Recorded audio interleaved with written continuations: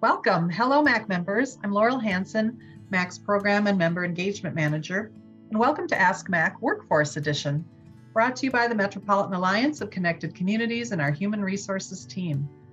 We know our network is faced with ongoing and incredible challenges when it comes to workforce. It's how we provide valuable services to the community, and our workforce challenges can create difficult hurdles for our organizations to operate sustainably. There can be complex and seemingly insurmountable barriers, but luckily we have an incredible HR expertise at MACC. And as a part of our network, you have access to that HR expertise through our convenings and working with so many of you in the MACC network. During today's brief conversation, I'm joined by Amanda Golly. She's the Vice President of Human Resources at MACC. Amanda brings her expertise to MACC and our members to provide HR guidance that they need to be successful. So thank you for joining me, Amanda. Absolutely. Thanks for having me. So during this chat, we are going to touch on workplace culture. So I'm excited to dig into this with you. We know that from talking with our network and frankly, from living in today's world, that our marketplace has experienced a lot of shifts since the pandemic, and they have greatly impacted workforce. I'm glad to be able to talk with you today about what we're seeing and what members are experiencing. So, Amanda, in your role leading human resources for the MACC network, what trends do you see that are having the greatest impact on the organization's teams that you work with? What are you seeing right now? Definitely retaining and attracting top talent or talent in general. It's not just for nonprofits, right? It's for businesses all over. Right. We're seeing that employees are moving from one organization to another. We're seeing some of those employees are moving to the government sector or being poached by government agencies. Employers have to be on their game. They have to be looking at all of the things within their organization in order to retain their high performers. They have to promote open positions in a way that we haven't been promoting them in the recent past. So we have to talk about our culture. We have to talk about reasons why the mission, reasons why this is the best place to work. Getting that word of mouth out there is just so important and living that up. You've really hit the nail on the head. And I think going into those conversations with prospects and potential applicants about how you are a top employer and having that value proposition at hand is so critical. And yeah, I hear it all the time from our members that they are experiencing those departures to other sectors, and it's something that we have to work hard and guard against. So it seems understandable that an organization's culture will really make all the difference. You know, we know that people care about the mission, but it's also the actual work culture. And work culture does make a difference in effectiveness and sustainability of organizations. So when you look at a MACC member, when you look at an organization you work with, what are the indicators that you see that define a strong organizational culture? You know, I would add to this conversation, the reputation of the organization. There's many of our organizations that have a foundation in the community. The participants that have come through the program are now looking for employment or have grew up in the organization and are looking for employment and wanting to give back to the community. So the reputation is important. Financial position, you know, many of the communities are small. The nonprofit sector in Minneapolis is fairly small, Minneapolis and St. Paul. So people talk about things that have happened within the organization. Employees talk, community members talk, board members have those conversations.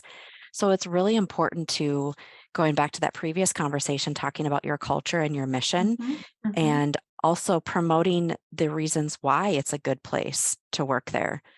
So strong indicators are strong financial position, good funding streams.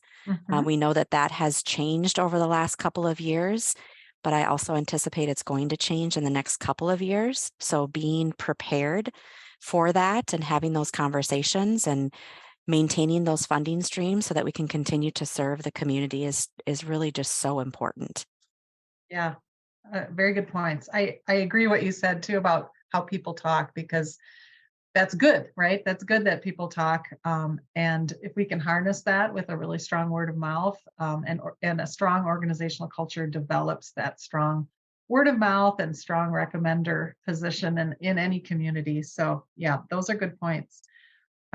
So let's dig it a little bit deeper. What role do you see an organization's managers play in maintaining a healthy culture? Because it seems like it would be really important for managers to be able to adapt to new workforce expectations. But it's a big challenge, but it's something that we're asking managers to do. So let's start there. Yeah, what role do you see managers having in that organizational culture? We really are asking a lot of managers these days. It's important to professionally develop folks, retain folks, attract new talent, but buying into that culture of the organization that they are at, where they're a leader, they're a people manager, they are responsible for all of those things and maintaining that healthy culture. So sometimes we can get a little wrapped up in something that happened that day with the community or with a staff member, but really being able to promote the culture of the organization and get your teams and your community members to buy into that culture is very Mhm. important. So you as a manager have to know it, understand it, Mhm, live it as mhm, well. mhm, mhm. Yeah, I agree. Um, so we've got experienced managers, we have people new to management. Are there training and coaching approaches that can help managers step up to current challenges? When you work with organizations, how do you guide them on what to do to train managers? This is a tough one. I Yeah. think that this is one of those things that it's very, very important for so Mhm. many reasons. And how do you train on culture? How do you Yeah. train on how do you train on the history of the organization? How do you Mhm, train on the policies and procedures and the perception of those mhm, policies and procedures? mhm. So one of the ideas that we have, first of all, it has to be internal. Yeah. Internally, you all have to grasp it and talk about it, communicate about the Uh, culture, yeah. talk about what you want what you currently stand for, what you want to Mhm, stand for in the mhm, future. mhm. Um, and then ask the questions, empower folks to ask the questions about, we've done this for the last 25 years, but let's change it. Yeah. Let's be an organization that we want to be in the future and just having that strategic lens on where we Mhm. want to be in the future. Mhm. Yeah, I think people would respond really well to that intentionality, and really feeling a part of it. I mean, that seems like a grounding of culture to begin with. It's not something that's being done to you; it's something that's being done with you. People are the culture. So we can't do it without our teams. That's a super point. I appreciate you bringing that up. Um, so I have another question then. We're talking about employee engagement in a way, people being engaged in the culture of an organization. And we know that an engaged employee is A, more satisfied, and B, more effective. And we know that engagement plays a role in retention. So are there some indicators? What do you see as indicators of positive workplace engagement? And what are the most important steps to prioritizing that type of engagement? I think that engagement is so important. Mhm. In the work that we do, we are working with the community. And so we are,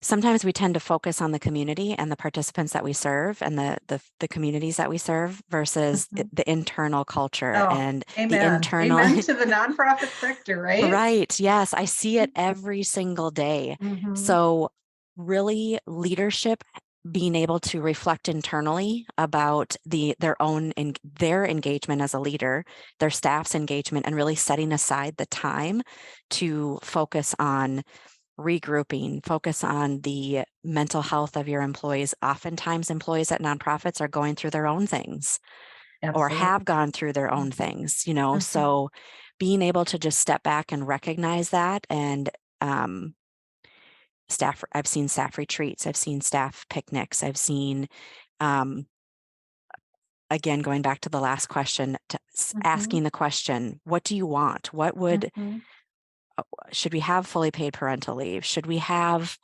more floating holidays? Are there different holidays we should be recognizing as an organization? Just communicate, ask the questions, engage folks at all levels within the organization, all very important. Yeah, I think, yeah, for sure, giving people a voice, and I think just permission to take time and space for those things. I think that's where that prioritizing can come in. Our community service is only as good as our internal service and our internal relationships. They really can't coexist or exist without each other. Yeah, I appreciate your pointing those out. I think my last question for you today is, yeah, just wanted to maybe hear some real life examples. So is there anything that you can share where you've worked with or seen a MACC member who's really making some of these intentional changes in their workplace culture? Maybe they've made a baby step, maybe they've made a big step forward. Any examples you can share with us and results that you've seen, or just something that you can bring to us today? Definitely. I think that I have a long list of examples I could give, Yeah. but some of the things that come to mind are, that's one of the values that we can bring to the table is we might have one organization who is more progressive than other organizations. For example, unlimited PTO is an example that comes to mind. And a few years ago, members of my team, in fact, would have said, no way, Yeah. can't. It sounded outrageous pre-pandemic, to be honest. Yes. And now I feel like we are at a point where we're saying, let's talk more about that. So unlimited PTO, I would say wellness rooms where we're encompassing the whole self, and, lighting is different, soft music, yoga mats, paint on the walls, couches, opportunities for folks to just take a minute and regroup and have some downtime. Book clubs are things that I've seen, or I mentioned fully paid parental leave. That's getting some traction in the state of Minnesota, but there are organizations who are already implementing it. Believe it or not, we have organizations that don't have a policy for bereavement leave yet. So, so there's a whole spectrum of where people are, as you said, on the spectrum, how progressive they are, but starting somewhere and moving forward with intentionality. And one of the things we can bring to the table is we have the network of organizations. So what might work at one organization as an idea, we can float to another organization. And depending upon their culture, is this something that would fully paid parental leave is not for every organization, or excuse me, unlimited PTO is not for every organization.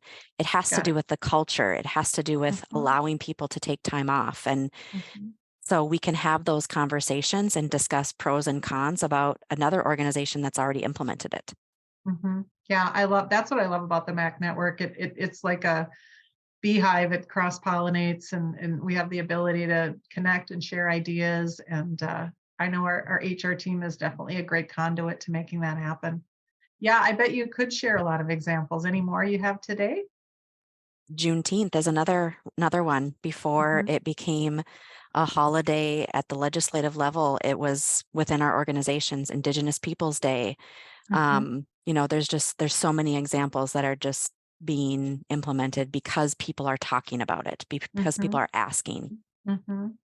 Yeah, there's a desire for people's workplace culture to really reflect what they care about and who they are as people, and how the team can come together and support each other in those real human ways. I think that just goes a long way to how people feel when they come to work every day. So important. Yeah, this has been a great conversation. I appreciate the time to chat with you about this, and look forward to future talks about HR topics with you. That's all the time we have now. It's been really interesting. Appreciate your time and insights, Amanda. I look forward to continuing to talk about how HR and culture and workplace is is evolving here post-pandemic. So MACC members, you're encouraged to visit the MACC website and our Ask MACC page of additional resources. You'll find a variety of information and links to helpful content, including more in this series of recorded HR interviews. So keep in touch. We're here to support you and our network of MACC members. Thank you. Have a great day and be well. Goodbye.